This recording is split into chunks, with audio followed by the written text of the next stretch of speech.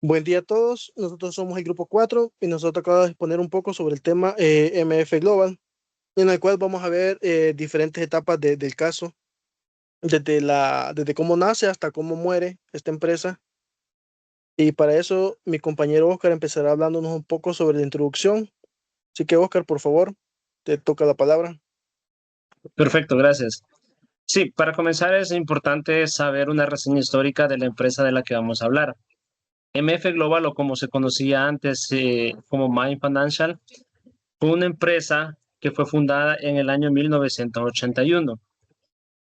En este año se conocía de ese nombre y pues su principal giro era el corretaje. Entonces, esta empresa fue fundada en el Reino Unido.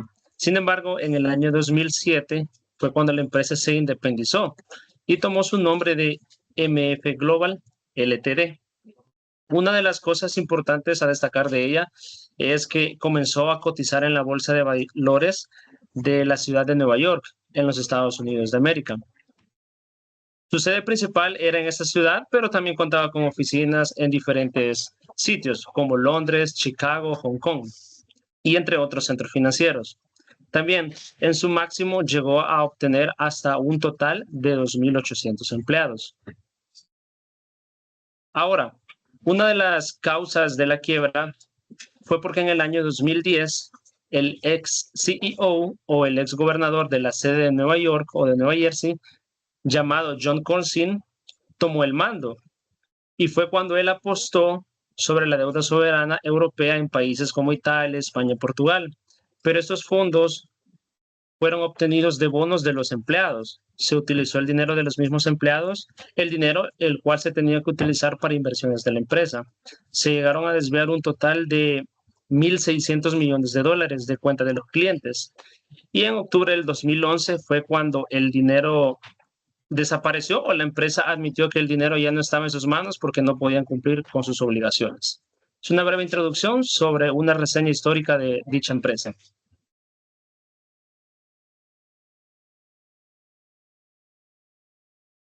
Las consecuencias que tuvieron las operaciones de MF Global, eh, entre ellas destacan que miles de clientes perdieron acceso a sus cuentas, muchas con grandes sumas.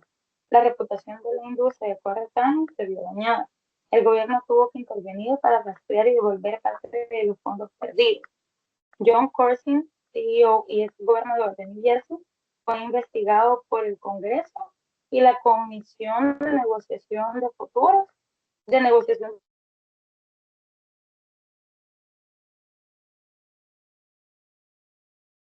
Futuros, que siempre enfrentan civiles.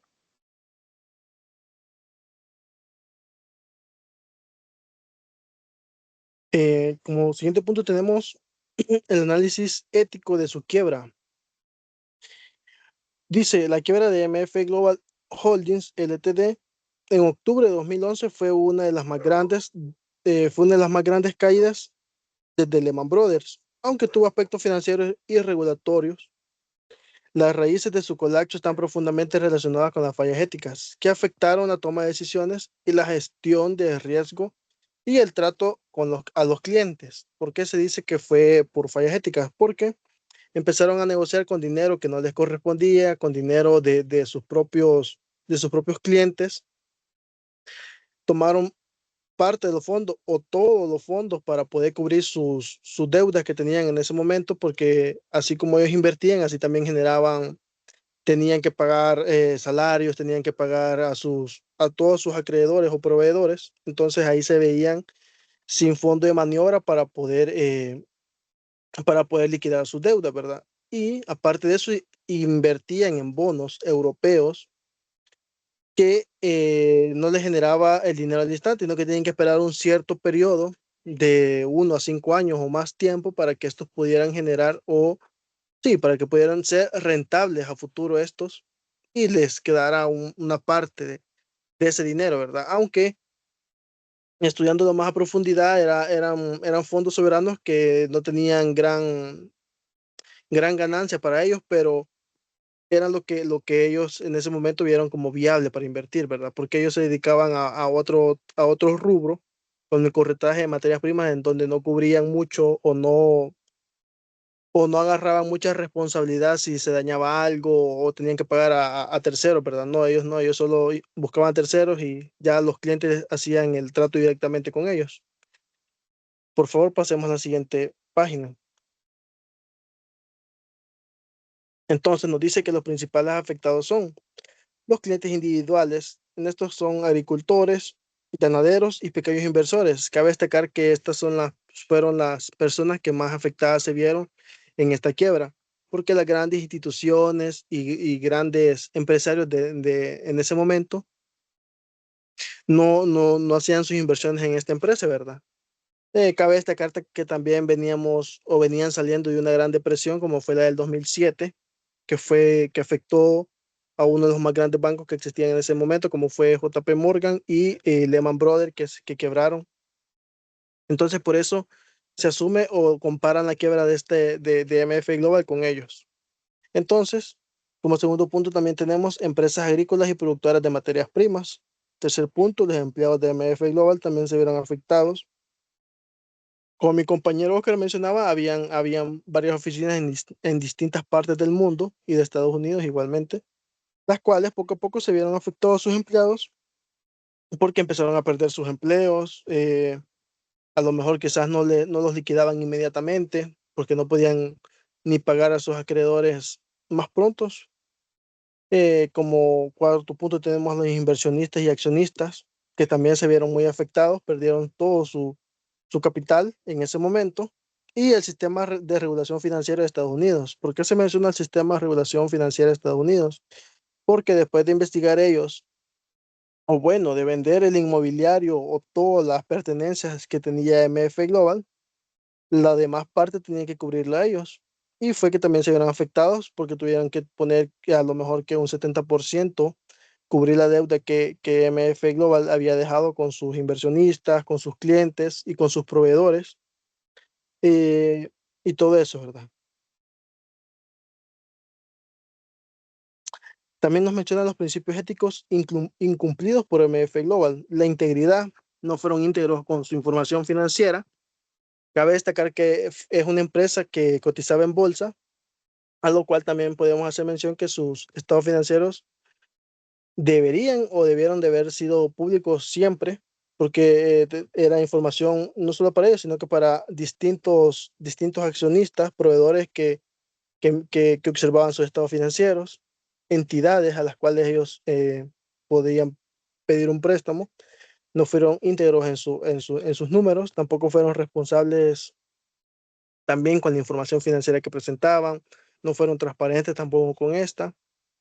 Eh, Justicia y equidad, pues quizás se debe un poco más al tema con su CEO en ese momento, que fue John Corsince, que desde que tomó el mando empezó a tomar decisiones bastante agresivas, bastante pocas éticas, no pasaban por una mesa de ciertas personas desde cual se tomaba una decisión uniforme y decir, sí, está bien, procede las inversiones, sino que él por sí solo tomaba las decisiones y se invertía en lo que él decía. Entonces fueron decisiones muy agresivas que al final del tiempo se vieron afectados ellos, él con su reputación, así como sus accionistas y todos los inversores que tenían, ¿verdad? Perdieron todos sus fondos.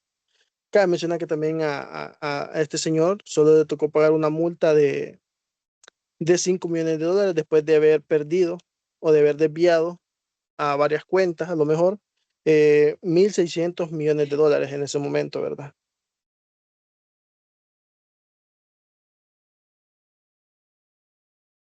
Bueno, ya han mencionado los principios éticos incumplidos, pasamos a las salvaguardas sugeridas que pudiesen haber evitado todo este desenlace. Las presentamos de manera simplificada en esta tabla, donde detallamos el principio ético, su fallo observado y la salvaguarda necesaria.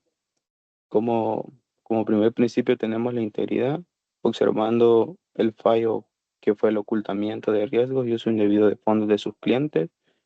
Las salvaguardas son la transparencia total en reportes financieros y comunicación con los clientes, los códigos de conducta interna reforzados y la denuncia interna protegida para empleados que detecten irregularidades dentro de los movimientos Como siguiente principio tenemos la objetividad. Sus fallos fueron las decisiones influenciadas por intereses personales y de reputación.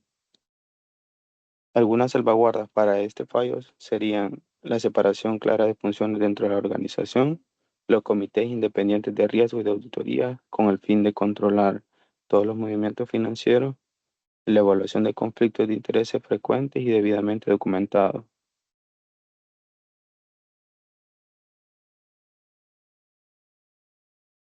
Continuamos con la competencia profesional y debido cuidado, donde las malas decisiones financieras sin controles adecuados. Sus salvaguardas serían las capacitaciones continuas para el personal en materia de riesgo financiero, la supervisión independiente sobre decisiones de alto riesgo, las evaluaciones periódicas de control interno. Continuamos con el comportamiento profesional y sus fallos fueron las violaciones regulatorias y daño a la reputación de la profesión.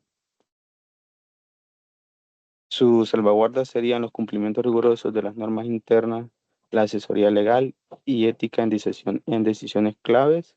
Y como por último tenemos la responsabilidad fiduciaria, donde su mayor fallo fue hacer uso indebido de fondos de los clientes sin autorización.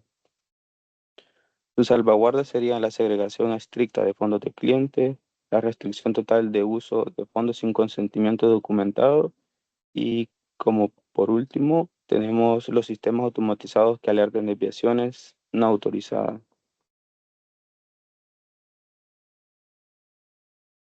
Y para concluir, también rescatamos algunos de los elementos que no se aplicaron según el Código de Ética. El primero es la falta de escepticismo profesional y revisión diligente por parte de los auditores.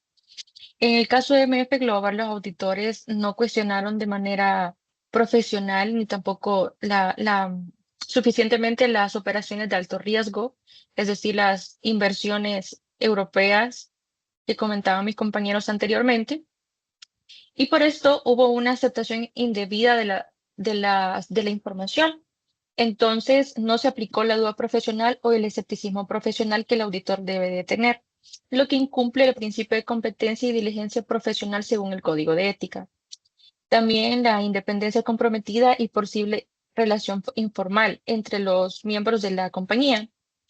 Se señaló que existía cierta proximidad entre el equipo del auditor y la administración de MF Global, lo que generó dudas sobre si de verdad el juicio profesional fue realmente independiente uno del otro.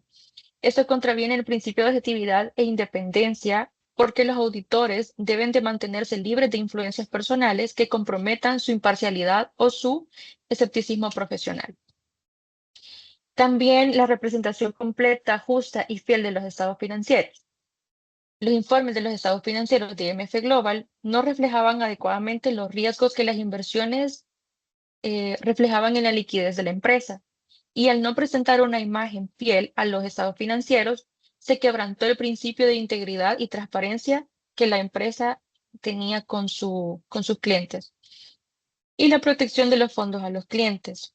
MF Global usó indebidamente los fondos de sus clientes para cubrir pérdidas propias como resultado de sus malas operaciones comerciales, lo cual constituye una violación grave de la profesión personal y de la profesión que desempeña cada uno de los miembros de la compañía. El auditor debió advertir, denunciar estas irregularidades porque no se trataba de proteger sus intereses propios, sino de proteger los recursos financieros otorgados por los clientes para la compañía. Ok, muchas gracias por su atención. Con esto estamos cerrando nuestra ponencia sobre el tema o sobre el caso de MF Global. Les agradecemos mucho su atención. Mi compañero Oscar López, Daniela Cárcamo Sanabria, Guadalupe Castro Abarca, Kevin Adonai Tábalos y mi servidor, o bueno, su servidor, Eric Guzmán. Feliz noche.